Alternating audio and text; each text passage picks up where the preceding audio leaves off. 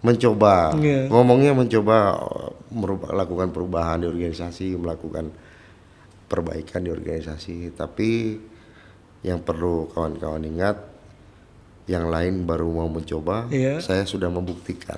Kayaknya asik bener nih ya dinamika ini.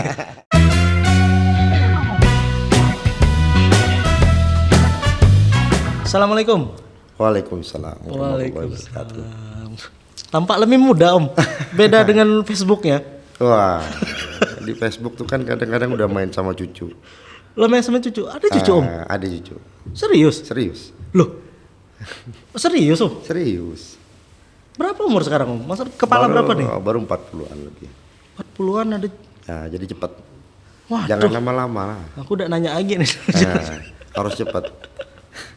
Oh, ada cucu. Nah, Wow. 2 tahun umurnya. Berarti salah. Cara tadi nak manggil Om Bro, Pak. Om aja lah Bro. Takut ketulak antara. Enggak lah. Enggak masalah. Oke Om, oke Om.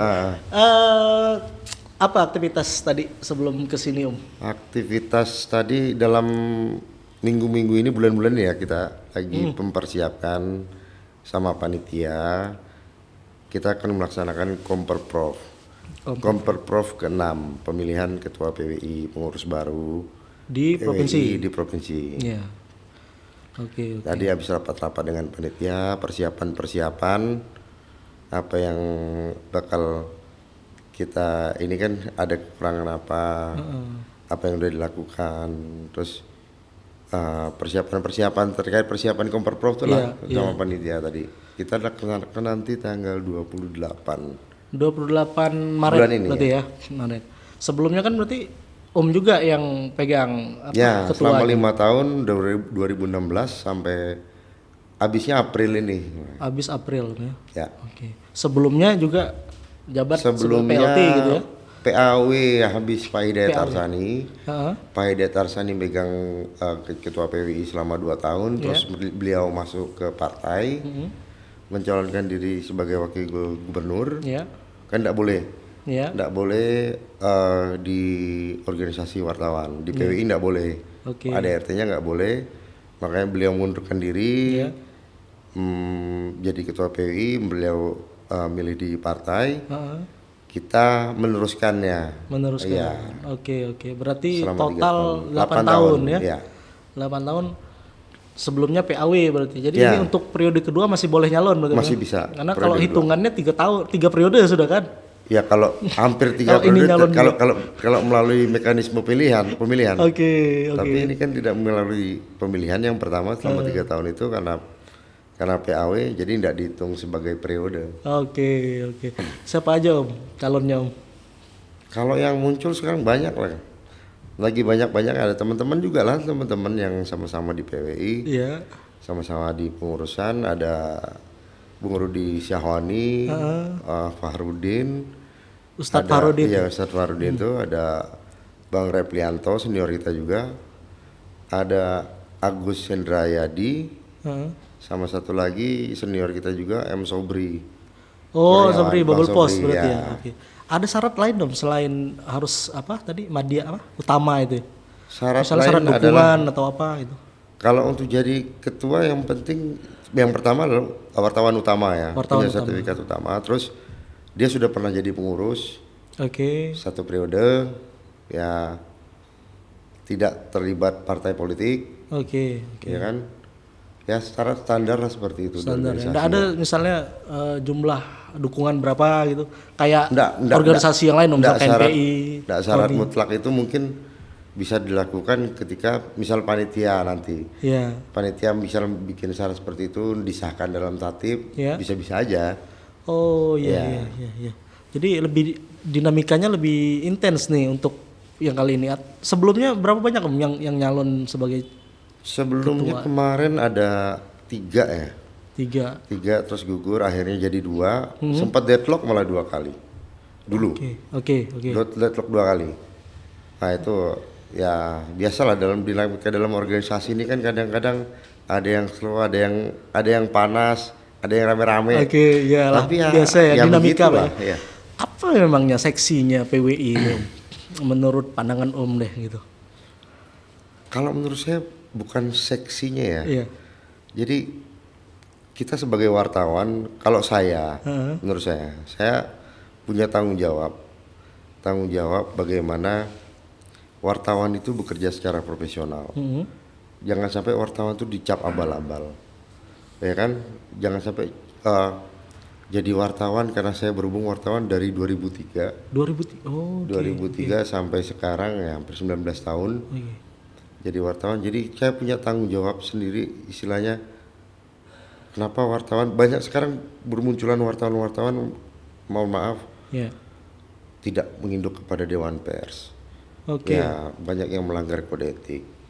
Nah, makanya dari situ bermunculan banyak. Jadi kita khawatir ketika wah saya harus di PWI, saya harus jadi megang sebagai ketua PWI. Kenapa? Saya pengen memperbaiki yang itu. Dengan cara apa yang sudah kita lakukan selama 5 tahun ini adalah kita getol di program unggulannya adalah pendidikan. Pendidikan untuk wartawan itu. Pendidikan profesi. Pendidikan profesi agar kita dipercaya orang, tulisan kita benar, nggak ngawur, karena yang kita bentuk ini kadang-kadang opini masyarakat ketika wartawannya salah. Salah juga pesannya ke masyarakat, berbahaya gitu. Betul. Ya, makanya kita sekarang banyak di pendidikan, yaitulah kita sudah menggelar uji kompetensi 6 kali. Ini mau ke-7. Nah, khusus provinsi ya, Bangka Belitung ya? Bangka Belitung. Wartawan di bawah naungan PWI seluruhnya sudah kompeten. Seluruhnya ya? Ya. Saya bikin syarat kalau mau masuk anggota PWI ikut uji kompetensi dulu. Bentar saya mohon maaf nih, saya potong ya. Kriteria wartawan abal-abal itu gimana? Soalnya apakah mereka tidak terdaftar di Dewan Pers, atau memang ada wartawan abal-abal dan bisa untuk merangkul mereka biar jadi resmi gitu? Untuk jadi resmi wartawan itu pertama dasarnya adalah perusahaan. Perusahaan tempat dia bernaung. Artinya si wartawan bisa dikatakan dia wartawan ketika perusahaan persnya itu berbadan hukum PT. PT khusus. Khusus media. Jadi nggak bisa kita bilang saya punya PT ini, PT Angin Ribut misalnya. Ya cuma dia main proyek, main apa bisa? Nggak bisa. Di satu PT yang sama, nama yang sama. Nggak bisa. Di media ini bisa dikatakan dia bisa jadi bernaung di perusahaan yang jelas, berbadan hukum, PT khusus, dan idealnya didaftarkan di Dewan Pers. Baru bisa ketika produk yang dia keluarkan itu bisa dikatakan itu produk jurnalistik.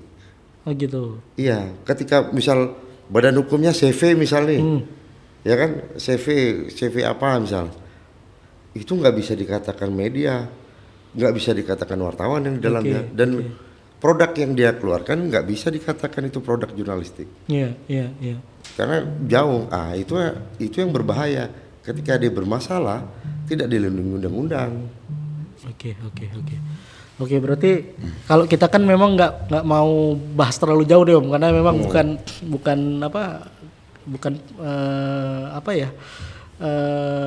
bukan ranah kami. Nah, bukan ranah kami untuk menjangkau kawan-kawan jurnalis. Tapi intinya kami menghargai Om Patur, Om Boy untuk datang ke sini gitu loh, memperkenalkan. Terima kasih juga.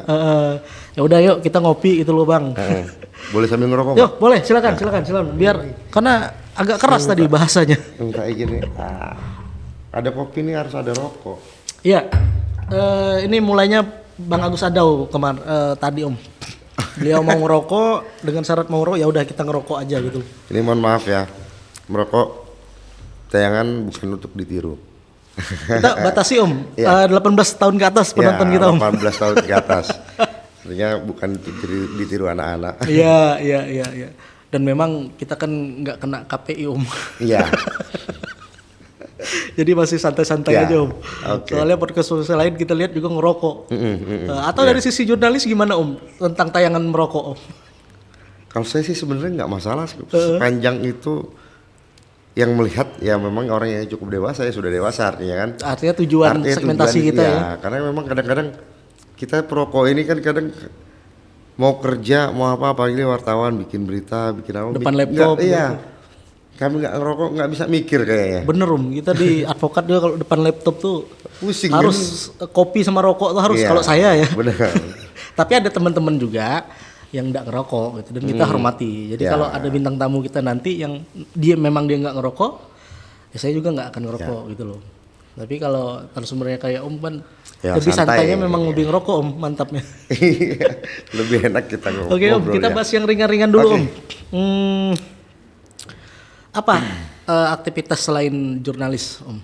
Selain jurnalis saya ini jadi tukang. Tukang apa Om?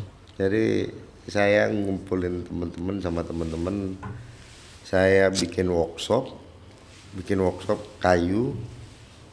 Jadi saya bikin apa interior atau gimana? Interior juga ada, cuma saya lebih banyak ke kayu, fokus bikin meja, bikin kursi. Saya kerjaan iseng-iseng nyugu kadang-kadang ngamplas. Berarti boleh tuh, kayu. Boleh Om. Kita memang lagi butuh nih meja buat podcast. Tadi kemarin lagi cari-cari Om di Facebook. Nah, memang belum tahu kita teman-teman yang yang punya workshop gitu kan. Di mana Om? Workshop besarnya di dekat stadion, deretan dekat KUA. Stadion Depati Amir. Stadion Depati Amir. Cuma workshop bersih untuk ngerakit. Saya bikin di dekat kafe saya. Tapi itu workshop bersih ya. Hasil jadinya berarti. Iya, tinggal ngerakit aja. Kalau nggak mungkin kalau di kafe kita nyugu kan debunya. Berarti Om punya kafe juga dong?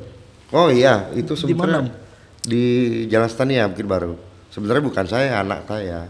Saya support aja. Iya.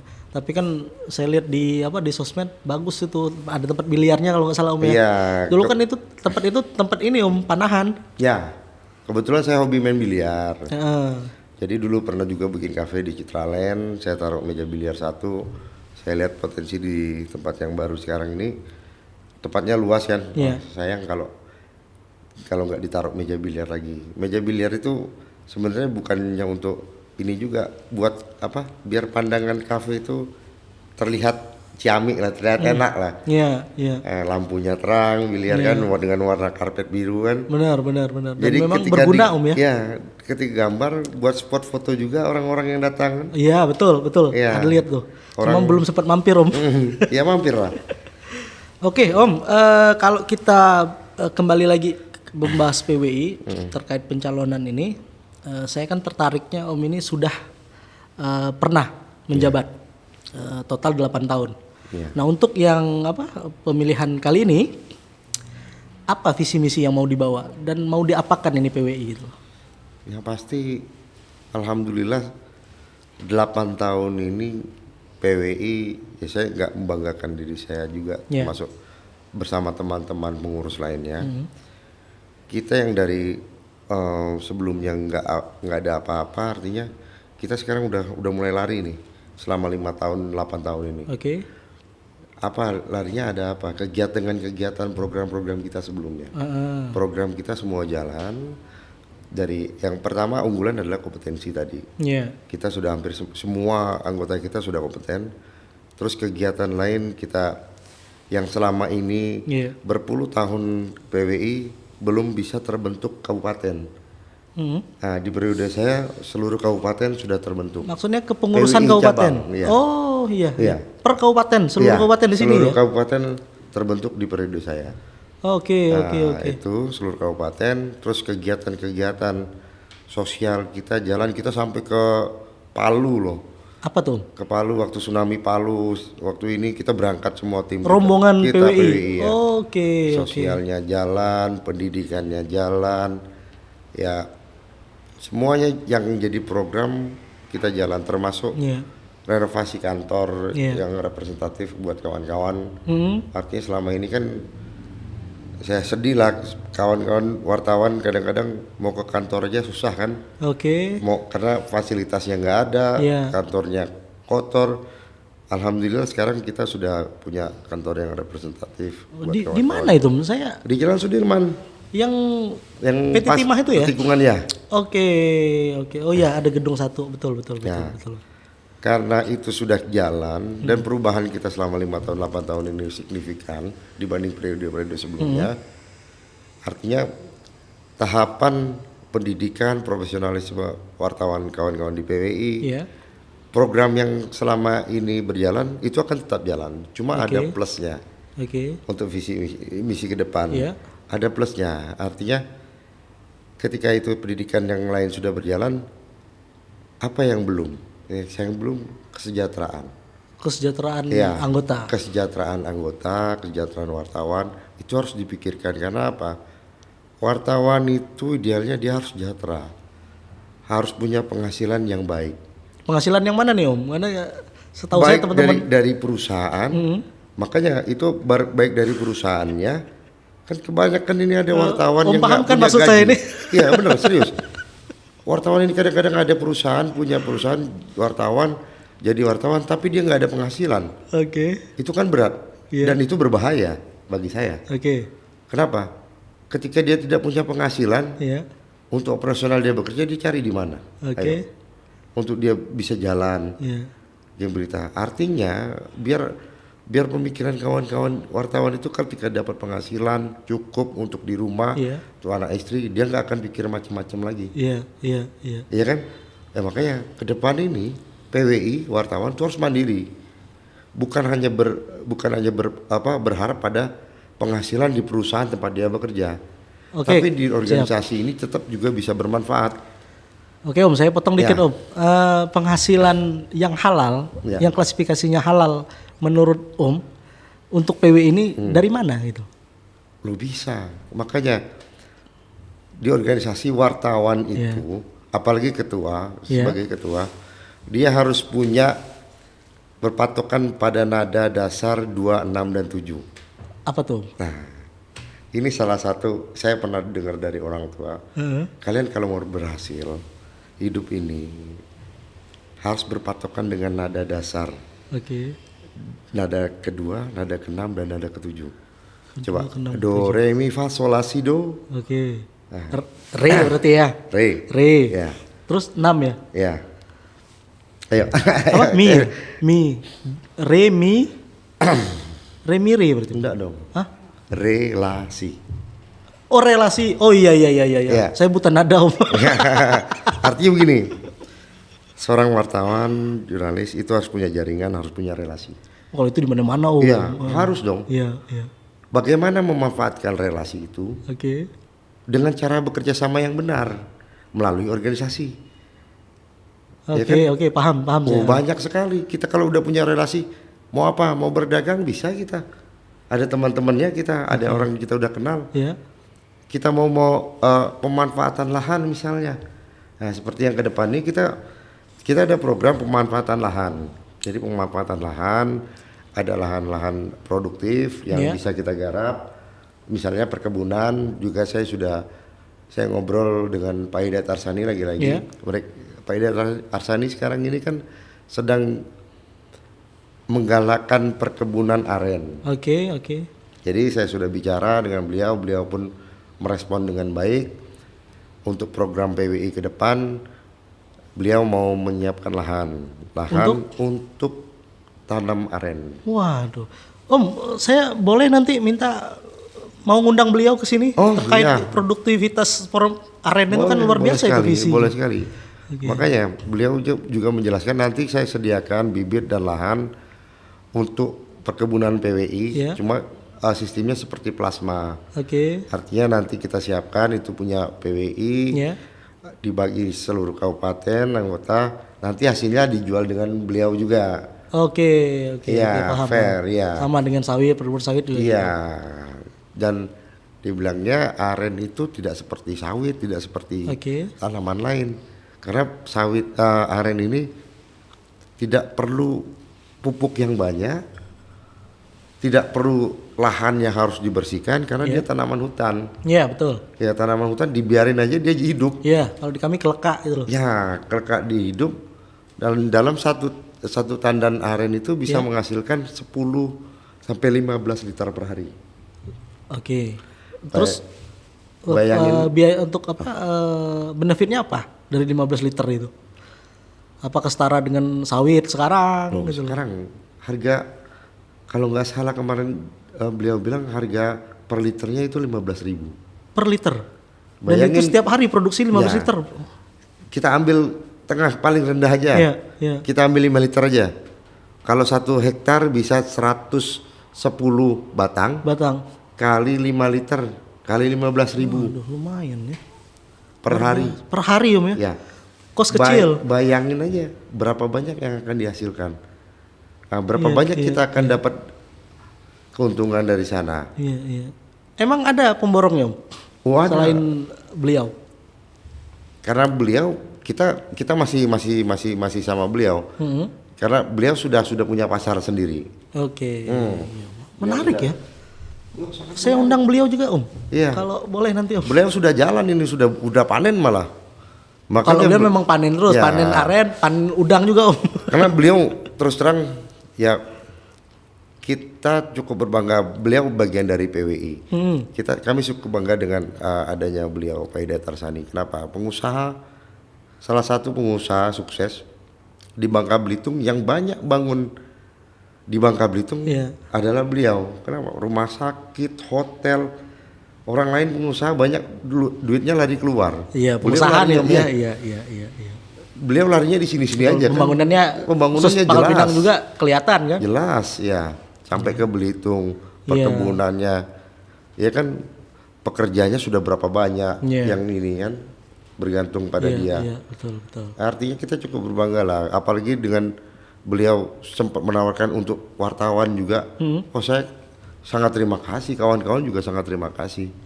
Itu adalah salah satu program di mana PWI ke depan untuk kesejahteraan kawan-kawan seperti itu. Waduh, luar biasa. Dan itu akan berjalan nih ke depan ya insya Allah. Makanya saya masukkan dalam program ke depan. Saya nggak mau ngomong-ngomong doang. Artinya ketika itu nanti visi misi atau program saya ke depan saya bicarakan pada saat pemilihan. Artinya saya sudah kunci dulu. Artinya kita nggak ngomong kosong, bukan janji politik. Artinya kan ketika orang kadang-kadang wah nanti kita ke depan untuk sejahterakan kawan-kawan wartawan akan seperti ini. Tapi dalam pikirannya nanti ngomong yang penting jadi dulu. Yang penting jadi dulu. Urusan itu terlaksana atau enggak urusan belakangan. Jadi janji manis dulu ya. Kalau saya terus terang saya nggak mau seperti itu. Begitupun 5 tahun ke belakang. Saya harus pastikan ini bisa jalan. Baru saya masukkan dalam program. Ya kan kalau kita sudah pastikan artinya kita nggak bohong sama mereka. Betul. Faktanya ada. Betul. Iya kan? Jangan sampai kita nanti kita jadi bumerang kita sendiri, kita nggak bisa ngelaksanainnya. Betul. Malulah. Ini kan saya namanya jadi pemimpin, jadi ketua itu kan amanah. Amanah yang harus kita jalanin. Dosa lah kalau kita nggak jalanin itu. Ini nyenggol yang mana nih Om? Enggak. Saya ini agak ngeri-ngeri kalau ngobrol sama jurnalis. Saya nggak nyenggol siapapun. Cuma kalau saya bisa ngomong. Refleksi ke diri lah ya. Kalau bisa saya ngomong, artinya bukannya tidak memberi kesempatan kepada calon lain. Artinya begini, kawan-kawan kalau melihat kalau saya nggak benar, saya nggak menjalankan semua amanah, jangan pilih saya. Betul. Jangan pilih saya. Cuma kalau apa yang sudah kita bangun selama 5 tahun, 8 tahun ini, jangan sampai jatuh ke tangan orang yang salah. Juga ya kan? Benar. Apa yang sudah kita pencapaian kita pada saat dari dulu perjuangan kita sampai titik sekarang yang sudah bagus, tiba-tiba diambil alih orang lain, dia akan jatuh. Terus terang saya nggak rela, bukan nggak rela karena saya nggak jadi ketua. Cuma saya nggak rela organisasi ini rusak. Karena gini Om ya, beda ketua, beda program juga kan? Iya, kalau selama itu bagus dan bisa dijalankan nggak masalah bagi saya. Ya kan? Ya kayak nanggung gitu Om ya berarti ya. Iya, makanya saya bilang dengan kawan-kawan, kalau kawan-kawan yang lain itu kan baru mau mencoba, ngomongnya mencoba lakukan perubahan di organisasi, melakukan perbaikan di organisasi. Tapi yang perlu kawan-kawan ingat, yang lain baru mau mencoba, saya sudah membuktikan. Kayaknya asik bener nih ya dinamika ini. Om, saya undang juga nih calon-calon yang lain nih. Oh, nggak masalah. Pak Rudi. Justru saya kemarin maunya sama-sama saya. Iya, tempatnya kita nggak cukup Om. Apalagi sebesar kita Om. Sampai tadi pun saya ngomong sama teman-teman calon lain. Ada Ustaz Farudin, ada Bang Repli, pas waktu di PWI ada Rudi Syawani. Mohon izin kawan-kawan, saya bilang saya diundang podcast. Bukannya tidak mau mengundang yang lain. Tapi mungkin karena memang keterbatasan tempat, jadi saya duluan. Saya ambil start duluan. Tapi sama Bang Rudi juga kita ada kontaknya, nanti saya telepon juga Om. Memang belum sempat nih buat telepon nih, karena keduluan Om ya yang komen di Facebook kita ya. Jadi saya soalnya nggak tahu Om, nggak menyimak sampai di mana perkembangan di PWI itu gitu loh. Ternyata setelah Om komen dan kita cari tahu, oh bagus nih bilang kan.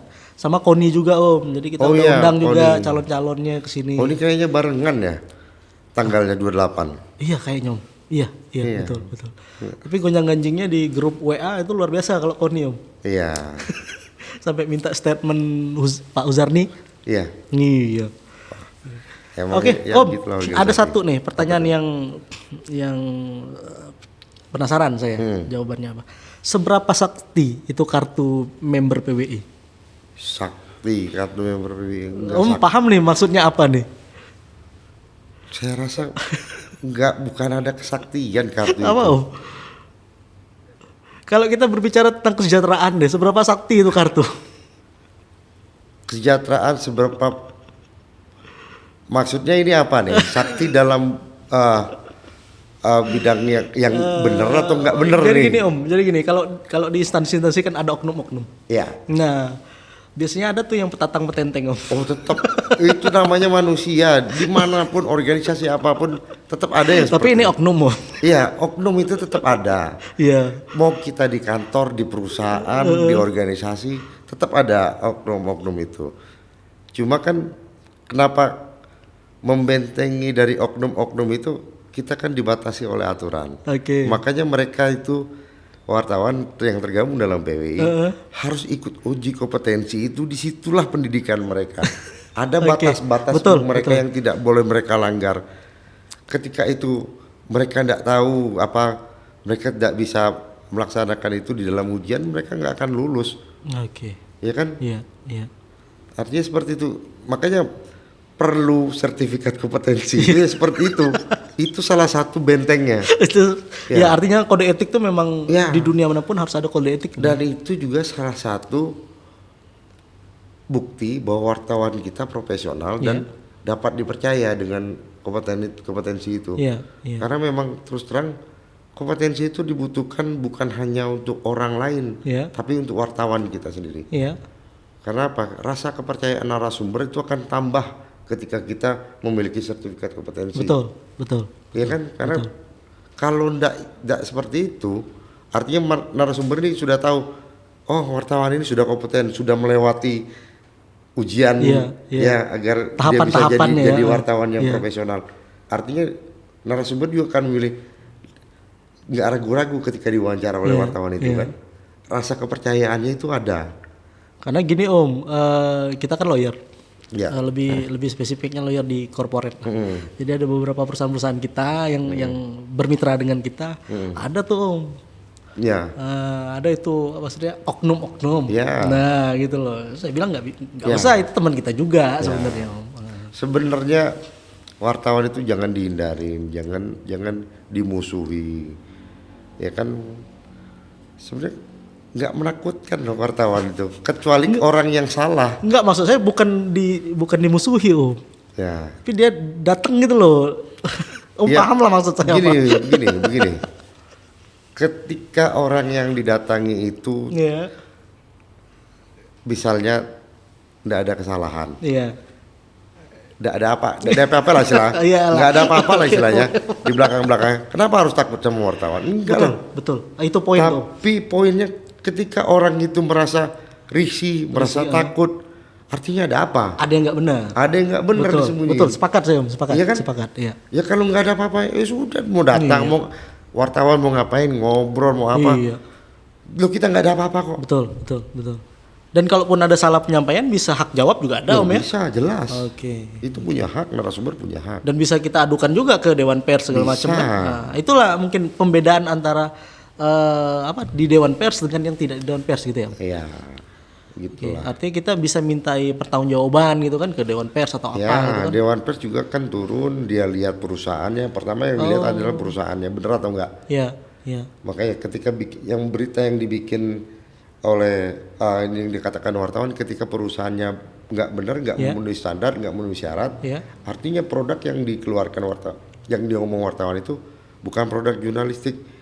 Artinya ketika narasumber atau itu merasa dirugikan, bisa melaporkan ke pihak berwajib, bukan ranah Dewan Pers lagi. Saya kan termasuk ahli pers di sini. Jadi beberapa kali juga saya dimintai saksi ahli ya, mintai keterangan, mintai pendapat sebagai ahli. Artinya kita yang utama adalah kita lihat dari segi perusahaannya. Masalah dia sudah terverifikasi atau belum di Dewan Pers itu proses. Betul. Bisa proses. Betul. Tapi kalau yang utamanya perusahaannya sudah nggak memenuhi standar, ya sudah jelas urutannya bukan produk jurnalistik, urutannya dia nggak bisa dibilang sebagai wartawan. Oke. Seperti saya bikin podcast wartawan nggak, Om? Enggak ya? Enggak. Apa tuh, Om? Kalimat yang tepat apa nih? Podcast artinya apa ya?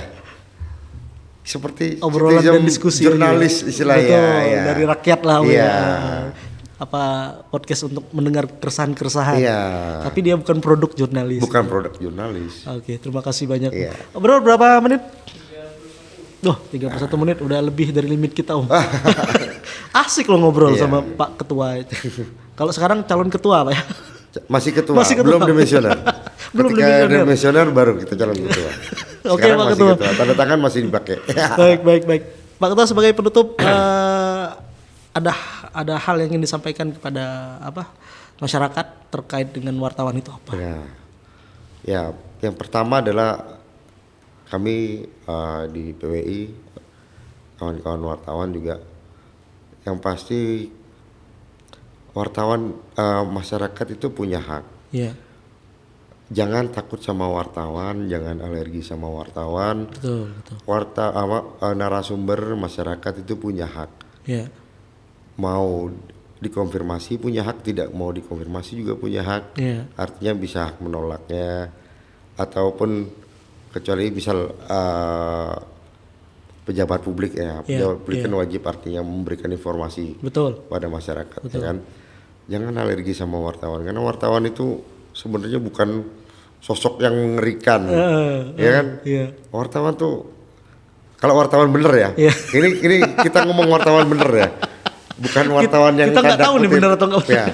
Artinya wartawan bener kan bisa dilihat dari kompetensi. Sepakat. Dilihat dari perusahaan tempat dia bekerja, ya kan? Artinya itu salah satu yang bisa kita lihat. Ketika wartawan itu sudah kompeten, jangan khawatir untuk berhadapan dengan wartawan itu, karena wartawan itu sudah dibekali dengan ilmunya. Sudah diajari, sudah tahu tentang kode etik. Artinya sudah, yang pasti kalau sudah lulus itu dia pasti bisa bikin berita. Karena sekarang banyak yang ngaku wartawan tapi nggak bisa bikin berita. Oh gitu? Banyak sekali. Ada, Om? Banyak. Oke, kita kembali lagi di Plan BN.